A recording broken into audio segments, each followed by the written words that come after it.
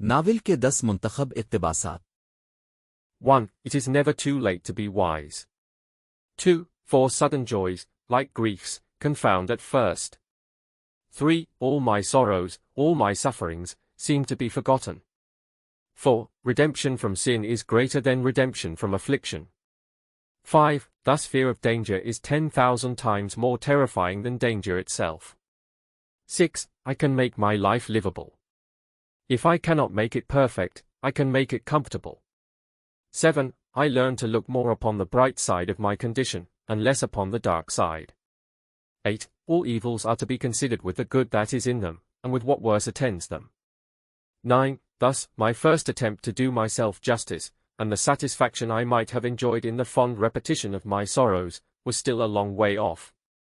10. Man is a short-sighted creature, sees but a very little way before him, and as his passions are none of his best friends, so his particular affections are generally his worst counselors.